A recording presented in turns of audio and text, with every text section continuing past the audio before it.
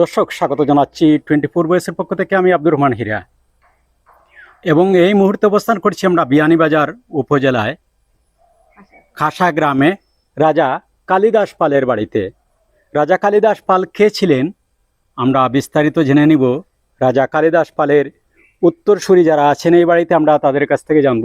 এর আগে রাজা কালিদাস পালের বাড়িতে যে একটি শিব মন্দির, প্রাচীন একটি শিব মন্দির, সেই মন্দিরটি আপনাদেরকে আমরা দেখাচ্ছি। আপনারা আমাদের সাথে থাকুন, আমরা পুরো মন্দিরটি আপনাদেরকে দেখাচ্ছি। এরপর রাজা কালিদাস পালের উত্তরসূরিরা এখনও এই বাড়িতে রয়েছেন, সেই বাড়ির সম্বন্ধে এবং কালিদাস সম্বন্ধে আমরা বিস্তারিত জানবো। আপনারা আমাদের সাথে থাকুন, আমরা সেই প্রাচীন মন্দিরটি আপনাদেরকে দেখাচ্ছি এবং বাড়িতে প্রবেশের একটি গেট রয়েছে, সেই গেটটিও আপনাদেরকে আমরা দেখাচ্ছি। কালের বিবর্তনে সব কিছু হারিয়ে যাচ্ছে, বয়সের ভারে এই মন্দিরটিও দোষে পড়ছে অনেকটাই, দেয়ালগুলিও দোষে পড়ছে।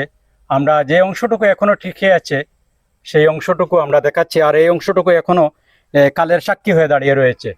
আমরা সেই অংশটুকু আপনাদেরকে দেখাচ্ছি, আপনারা আমাদের সাথে থাকুন। আমরা সিলেটের প্রকৃত ইতিহাস ঐতিহ্য নিয়ে কাজ করার চেষ্টা করছি, সেই ধারাবাহিকতায় আজকে আমরা বিয়ানীবাজার উপজেলার খাসা গ্রামে কালিদাস পালের বাড়িতে অবস্থান করছি আর আপনাদেরকে সেই প্রাচীন মন্দিরটি দেখাচ্ছি।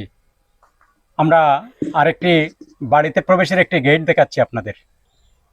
এই হচ্ছে বাড়িতে প্রবেশের গেট, আপনাদেরকে আমরা দেখাচ্ছি। ইতিহাস ঐতিহ্যের সাক্ষী হয়ে দাঁড়িয়ে রয়েছে যেসব অংশ আপনাদেরকে আমরা দেখাচ্ছি। দেখুন, পুরো মন্দিরটি অনেক উঁচু একটি মন্দির, এটি একটি শিব মন্দির।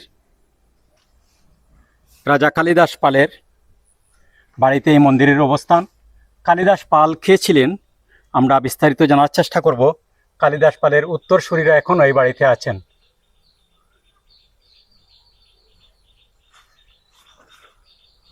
অত্যন্ত প্রাচীন একটি মন্দির, বিয়ানীবাজার উপজেলার খাসা গ্রামে অবস্থান করছি এবং আপনাদেরকে এই পুরাকীর্তিটি দেখাচ্ছি।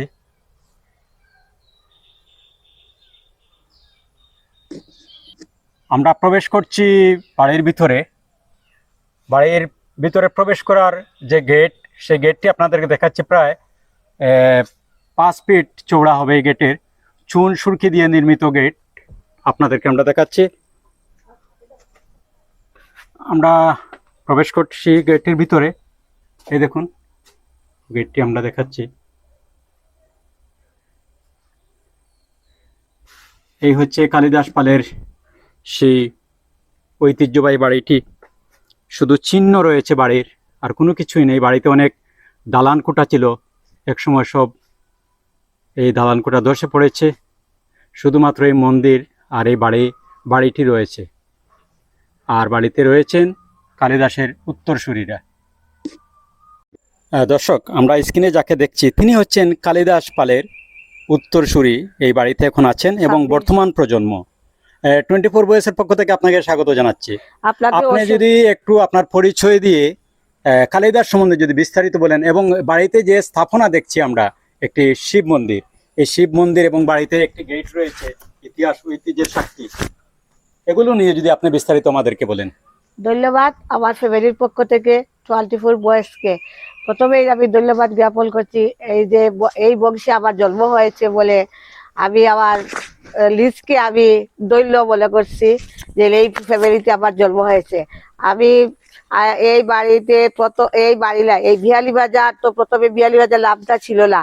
একালে আমার আজ থেকে 26তম জেনারেশন, মানে উত্তরসূরি আগে প্রথম রাজা কালিদাস পাল এসেছিলেন এই জায়গায় এসে প্রথমে বসবাস করার উপযুক্ত কোনো স্থান ছিল না।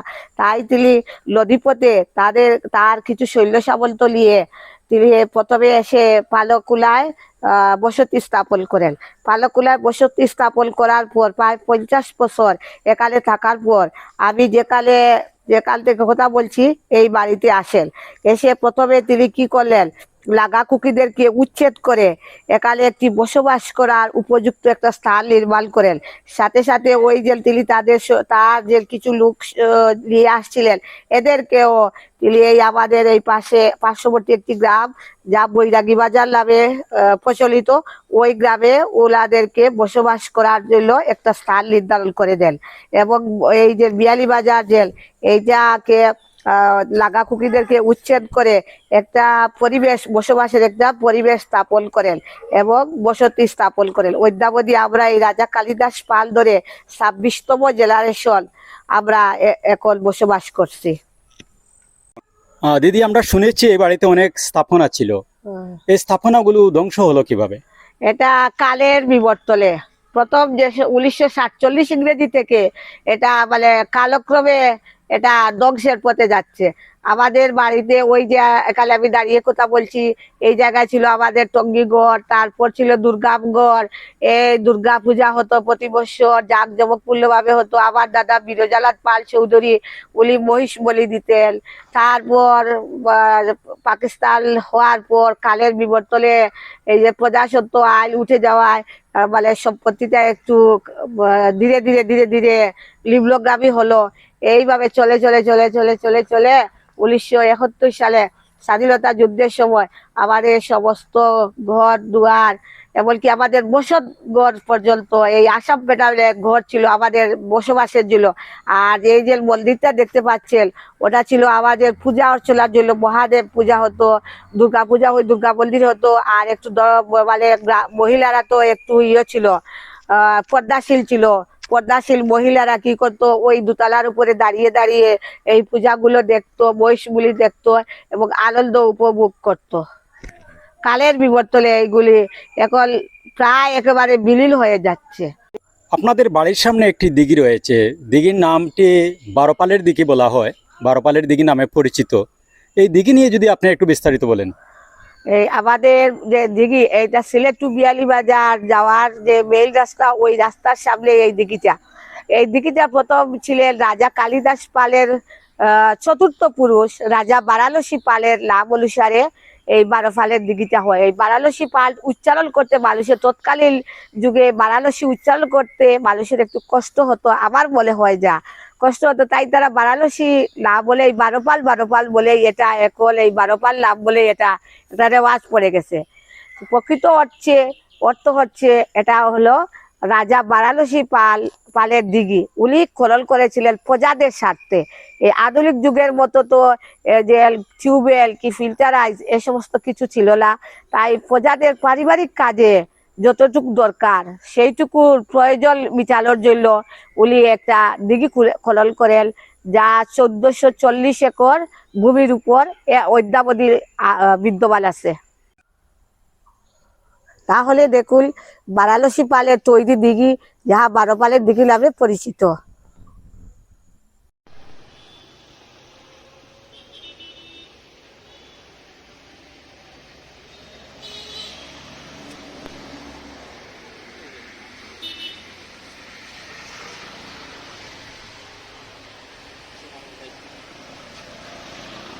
আপনি যদি একটু বলেন এই বাড়িতে যে স্থাপনাগুলি, এই স্থাপনাগুলি কে নির্মাণ করেন? এই স্থাপনাগুলি নির্মাণ করেন আমাদের প্রপিতামহ শ্রীকৃষ্ণ দেওয়ালজি এবং হরে কৃষ্ণ দেওয়ালজি। উনারা দেওয়ালজি বলতে এখনকার ডিসি বুঝায়। উনারা ওই কুমিল্লাতে দুই ভাই, আপন দুই ভাই, উনারা ডিসি ছিলেন। তারপর কি করলেন, ওনারা ওই কুমিল্লা শিক্ষা বোর্ডের দ্বারে একটা কান্দির পার ঈশ্বর পাঠশালা আছে, ওই ঈশ্বর পাঠশালার সামনে একটা আনন্দময়ী কালীবাড়ি। উনারা ওই আনন্দময়ী কালীবাড়ির জায়গাটা ক্রয় করে একটি আনন্দময়ী কালীবাড়ি নির্মাণ করে কালী মাতা প্রতিষ্ঠা করে পূজারী নিযুক্ত করে দিয়ে আসছিলেন বংশ পরম্পরায় ভাবে। আমার বাবা স্বর্গীয় ভূপতিভূষণ পাল চৌধুরী মৃত্যুর আগ পর্যন্ত ওই পূজারীর সাথে যোগাযোগ ছিল। উনি যোগাযোগ করতেন কিভাবে পূজা অর্চনা করতেন, কিভাবে কি করতেন। বাবা 2007 সালে মারা যাওয়ার পর এখন আর আমি আর যোগাযোগ করতে পারি নাই। আর ওই সাথে সাথে শ্রীকৃষ্ণ দেওয়ালজি এবং হরে কৃষ্ণ দেওয়ালজি বাড়িতে এসে কি করলেন, একটি দালাল তৈরি করলেন। উনারা দালাল তৈরি করেছিলেন, করতে উনাদের প্রচুর টাকা ব্যয় হয়েছিল। প্রতিষ্ঠা করতে প্রায় 40,000 টাকা, তৎকালীন 40,000 টাকা ব্যয় হয়েছিল। এই মন্দিরের সম্মানার্থে 100 বছর লাল শালু দিয়ে ওই মন্দিরটা বেষ্টনী ছিল। দর্শক, ভাবতে অবাক লাগে, স্ক্রিনে যাদেরকে দেখছেন তারা হচ্ছেন ভাই এবং বোন। এরা হচ্ছেন রাজা কালিদাস পালের 26তম বংশধর। তারা এখনো এই বাড়িতে আছেন। আমরা আমাদের প্রতিবেদন শেষ করছি। আপনাদের আশেপাশে যে কোনো ধরনের পুরনো স্থাপনা থেকে থাকলে আপনারা কমেন্টের মাধ্যমে জানাবেন, আমরা সেসব স্থাপনা নিয়ে কাজ করব। দর্শক, চেষ্টা করছি আমরা সিলেটের প্রকৃত ইতিহাস ঐতিহ্য আপনাদের সামনে তুলে ধরতে। সেই ধারাবাহিকতায় আজকে আমরা বিয়ানীবাজার উপজেলার রাজা কালিদাস পালের সেই ঐতিহ্য বাড়ি থেকে আপনাদেরকে যেসব স্থাপনা এখন পর্যন্ত কালের সাক্ষী হয়ে দাঁড়িয়ে রয়েছে সেই সব স্থাপনা আপনাদেরকে দেখানোর চেষ্টা করছি এবং 12 পালের সেই দিঘিটি আপনাদেরকে আমরা দেখিয়েছি। সবাই ভালো।